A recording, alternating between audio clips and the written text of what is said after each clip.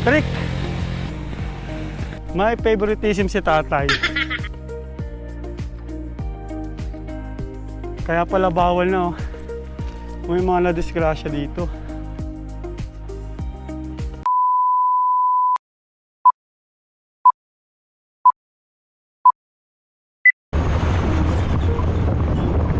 Pati po yun, this way. I-add nyo na to sa bucket list nyo ngayong Holy Week. Kung mag-aalilakad kayo, pwede nyo rin ito ilagay sa listahan nyo na pwede nyo puntahan. Located lang dito yan sa San Jose del Monte, Bulacan. From Quezon City, search nyo lang Padre Pio. Turo na kayo ng Google Maps sa Padre Pio mismo. Oo. Kaso. Hindi ko lang sure kung pwede mag-overnight dito sa Padre Pio. Maganda yung daanan, okay naman. Pwede na yung 4 wheels at mga nakamotor. Yan o. Pakita natin, Padre Pio this way, Tagaligaw. Saktong-sakto to sa darating na Holy Week. May mga umakit ng mga nakamotor eh. Tinayagan naman ni tatay. Ay, ang tirik ko. Tignan nyo guys yung tirik ko. Kakakain ko lang eh. Bawal magtapon ng basura. Ang pinapayagan lang dito magdala ng sasakyan kapag senior citizen. PWD. Ang taas.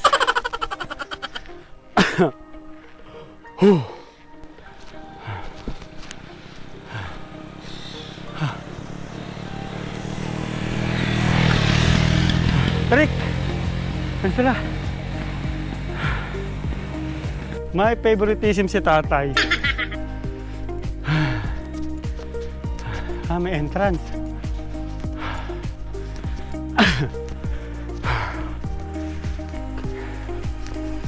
Times 2 yung lakad nyo dito guys.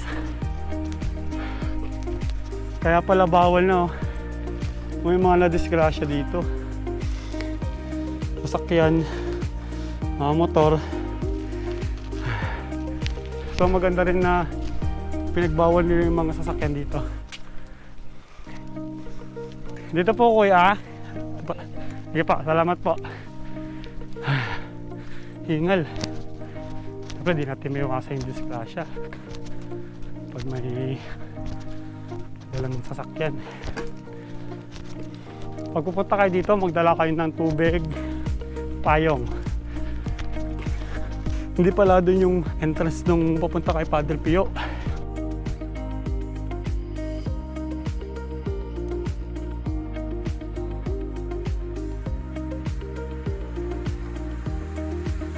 Dito pa sa pinakataas. Ayan.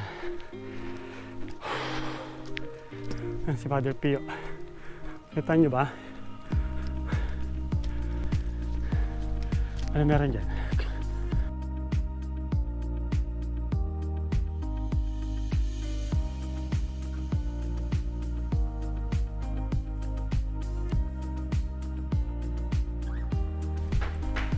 Generator.